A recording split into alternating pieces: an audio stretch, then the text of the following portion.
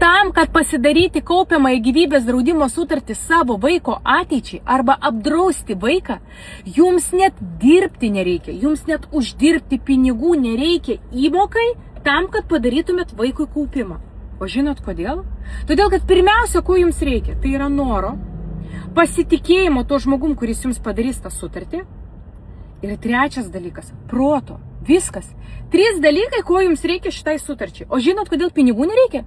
Tai jums valstybė dovanoja 130 eurų kiekvieną mėnesį. Man irgi dovanoja, jums dovanoja. Ir kiekvienai mamai, kuri pagimdė vaiką, dovanoja 130 eurų. Jūs iš namų niekur neinat, jūs net nuotoliu galite nedirbti. Jūs nieko galite nedaryti, auginate leliuką. Ir jums iškart valstybė duoda 130 eurų, kad juos galėtumėt investuoti arba apdrausti vaiką, arba ir investuoti, ir apdrausti, nes 130 eurų yra labai solidi pinigų suma.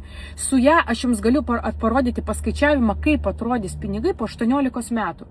Jūs tikriausiai net nepatikėsit, bet tai yra tiesa. Aš pati taupau 12 metų ir aš matau, kaip mano sutartyje auga pinigai. Ir aš jau prieš 6 metus turėjau didesnę pinigų sumą ten sukaupusi, negu įnešusi. Tai ką kalbėti apie 18-15 metų laikotarpį. Taigi, mielos damos, dar kartą pakartosiu. Reikia pasitikėjimo, antras dalykas noro ir trečias dalykas proto. Jeigu šitų 3 dalykų neturi, tai jūsų vaikas sutarties ir neturės. Tai čia jums rinktis. Viskas.